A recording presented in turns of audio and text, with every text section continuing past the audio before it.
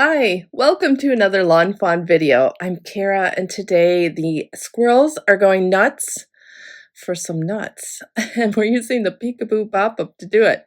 So we're using Simply Celebrate Fall, Simply Fall Sentiments, Let's Go Nuts, Fangtastic Friends, the Slimline Cloudy Stencils and Grassy Hillside Stencils, Picket Fence Border, and the Peekaboo Pop-Up set. And so I'm using some Bristol smooth cardstock. So I cut one with the score lines on the left, and then I cut another one with the score lines on the right, and cut that down with the stitched hillside that's included with the set.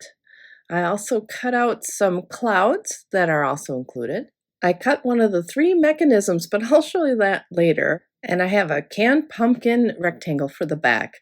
All right, well, I'm going to start by ink blending on my Bristol smooth cardstock. And that's why I use Bristol smooth cardstock, because it's easy to blend. We can call these some rich fall colors, or we could call them my mother's kitchen in the 70s. But we're going to start out with some forest moss. And I like this long slimline grassy border because it goes all the way across. And I thought I was going to just have grass down below and then go on with some dirt above, but I decided the whole thing should be grass. And so I really didn't need to protect that bottom grass from the above part, but it actually kept it pretty crisp that way. And then I thought, okay, well, I'll just go in and ink blend, but I wanted more grass, so I just came back with the border, and I put grass everywhere. This actually was a little bit too much for me, a little garish, but you'll see in the end, I change it up a bit, and also you don't see much of it because we'll have a picket fence border in front of it and all the little pieces. So actually it turned out quite nice for a background. It just gave a lot of texture for the background. All right, set that aside and onto the larger piece. This I wanted a nice fall sunset. So I wanted it light at the top with the yellow. So that's mustard seed at the top. And then I'm going opposite what I normally do when I make clouds. Usually I go from the bottom up, but today I started at the top, so I just went with it.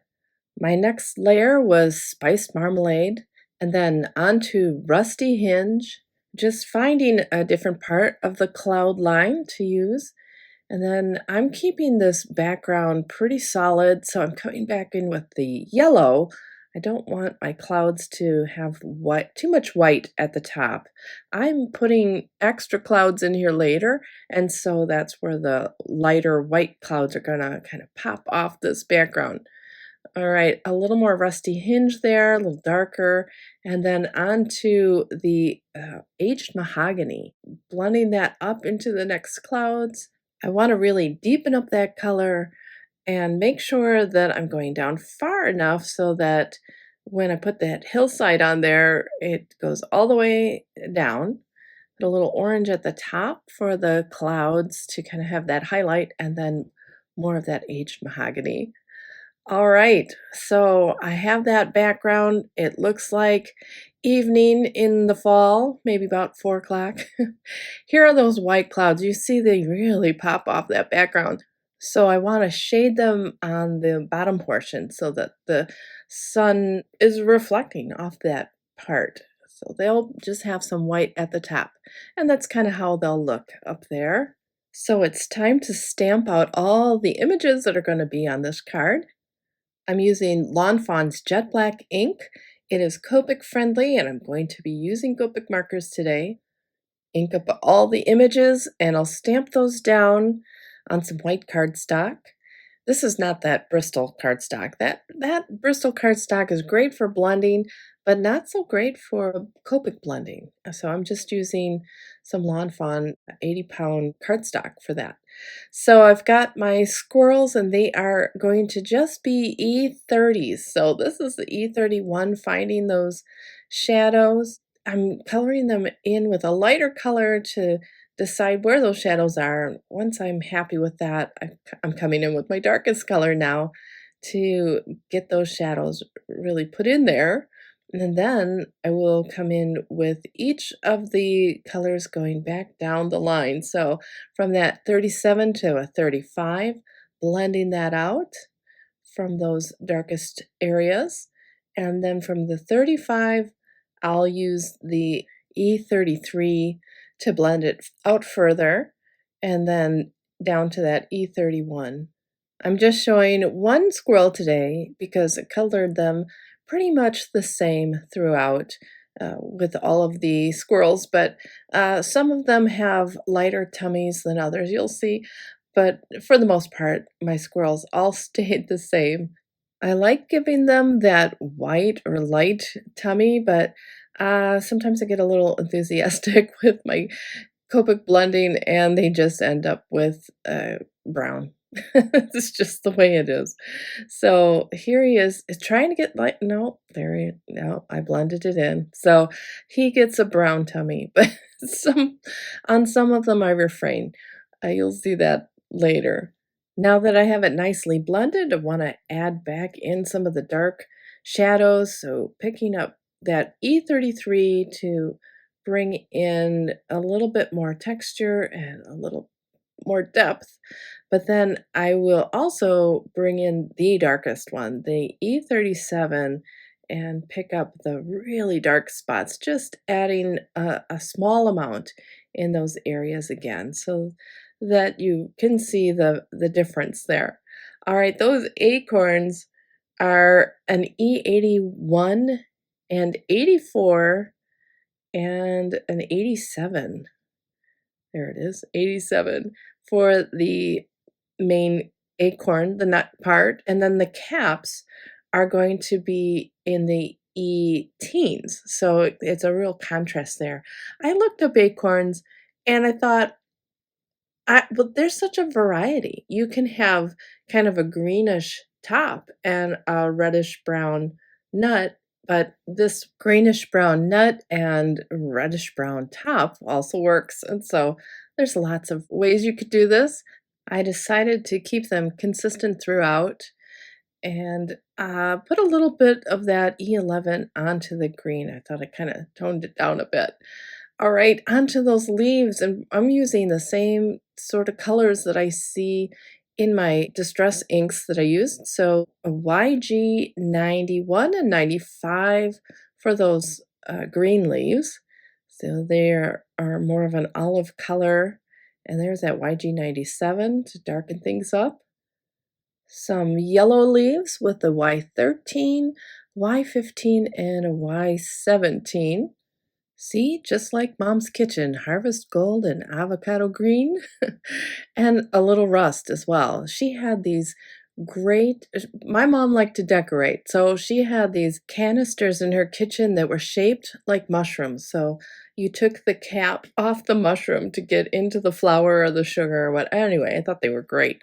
But they were these colors. Well, I used the YR04 and 68 for those orange ones, the brighter ones, and then for the more muted orange ones are the YR24 and 27, and some of these leaves are going to have some red on them, so with an R02 and an R05 to give a little bit of redness to them.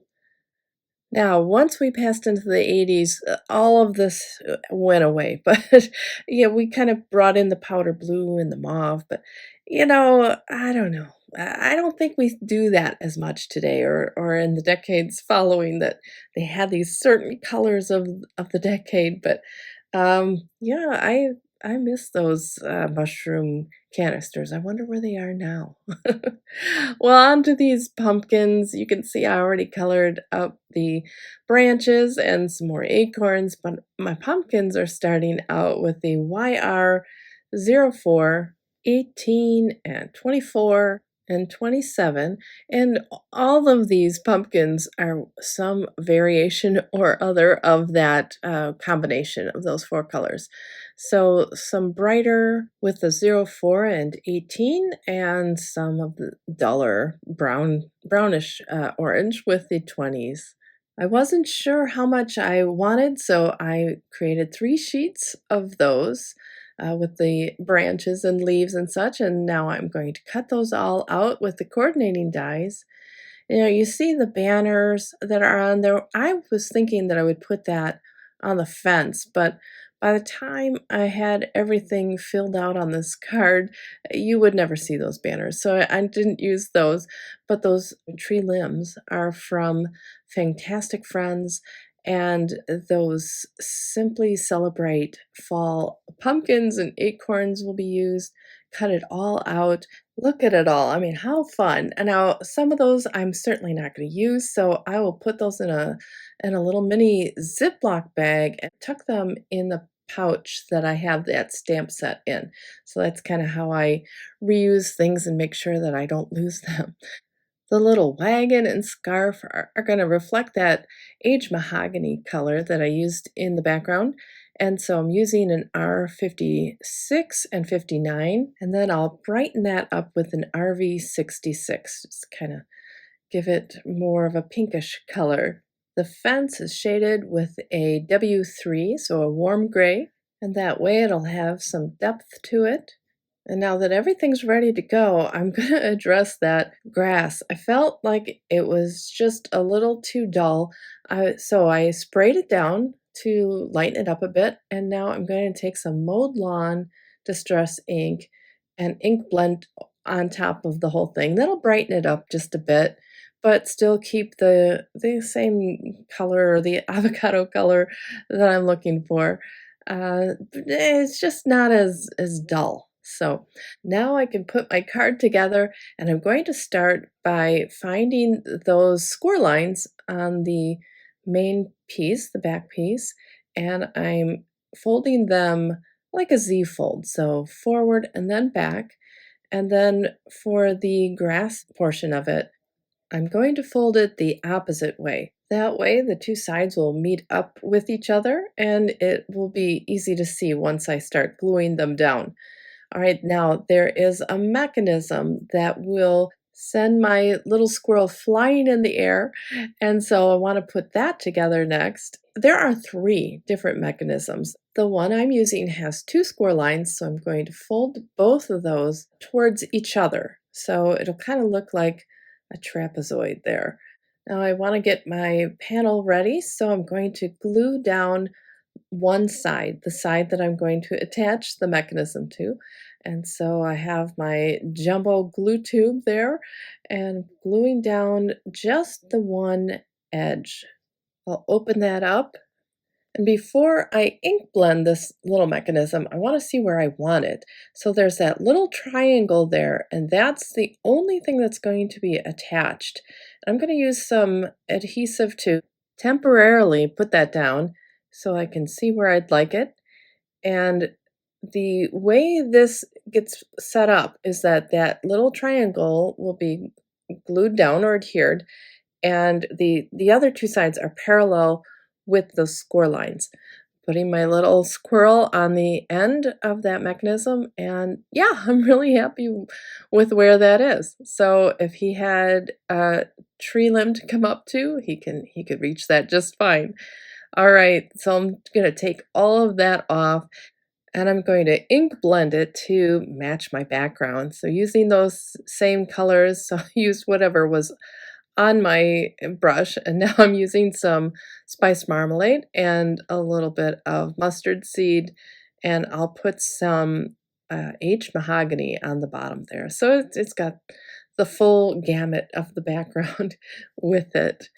But it's not really going to be so noticeable, because all you're going to be looking at is that squirrel hopping up to the tree in order to get his nut. All right, so putting a little bit of glue on that one little triangle and putting it back into the space where I had it. So between those two square lines, now I can attach my squirrel, and he's ready to go on up. Fold that back over, and I will make sure he still goes where he's supposed to. Of course he is. He's right where he needs to be. So I can glue the other side of the grass onto the back. So fold that in to get that lined up just right. and glue that on, and he's ready to go. All right, on the back of this, I'm going to put a canned pumpkin cardstock panel, and that's where I'll write my message. So you could attach this to a regular 4¼ by 5½ inch note card, but I'm just going to write on the back. And I had, canned pumpkin because that just screams fall in lawn fawn world to me to use canned pumpkin.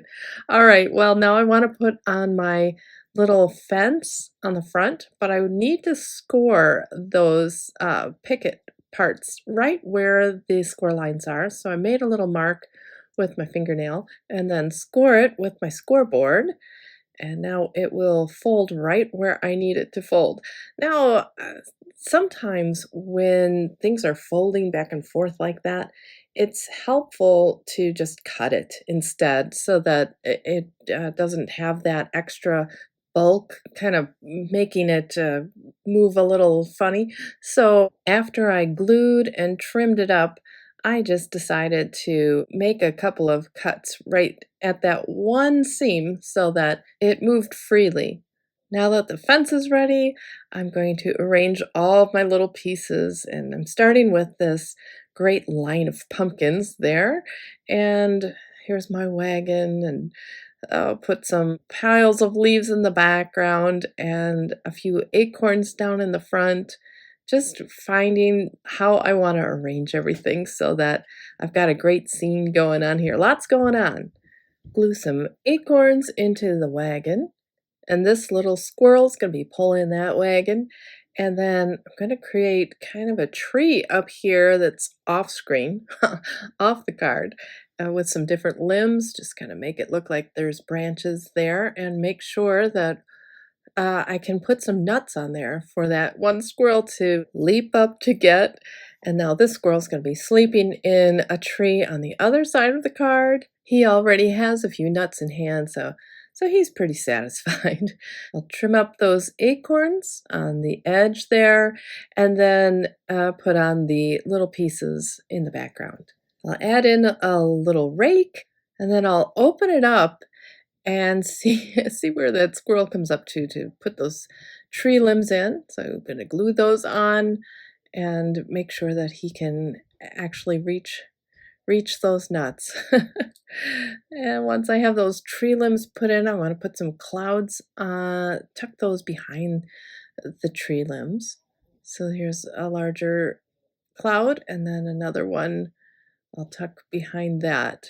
I want to make sure that as I add things to the background that he's not going to get stuck, and he doesn't, but that is something I want to make sure that he's far enough out that he's not going to go behind the clouds. All right, get some nuts up in there for him. I don't know why I'm getting all excited about him reaching those nuts. We have squirrels in our backyard, and they're not looking for nuts. They're all over our bird feeders, so they get a little crazy. They are like acrobats, just jumping and leaping and able to put themselves in all kinds of positions to get into that bird feeder. All right, and the fun thing too about this setup is that you can tuck things into that little corner. So I'm going to add some extra acorns and leaves, and of course that cute little squirrel, he just sits nicely tucked into that edge. There's a baby squirrel on those nuts in the wagon, and then another squirrel in the front. I added a few more leaves and acorns, and now it's time for the sentiment. And I'm going to put that on the back of the card, so it's going to be at the top of whatever I write. The first part of the sentiment comes from Simply Fall Sentiments, and it's when things get a little nutty. And then the second part of the sentiment are pieces from Let's Go Nuts, and that's going to say, I'm here for you. So when things get a little nutty, I'm here for you. And I'm just going to line them up. The nice thing about lawn fawn sentiments and all their letters is that they're on rectangles, so they bump up nice and give good spacing when you edge them together. So that's what I did. I placed them in my MISTI, and now I will stamp them out with some jet black ink. And here we go. There's there's the sentiment for the back of the card. So let's check out this Peekaboo Pop-Up in action. There he is, going crazy nuts, leaping up to get his acorn. Well, I sure hope you enjoyed the video today and that it inspired you to make a Peekaboo Pop-Up for yourself. Thanks for watching and have a great day. Bye!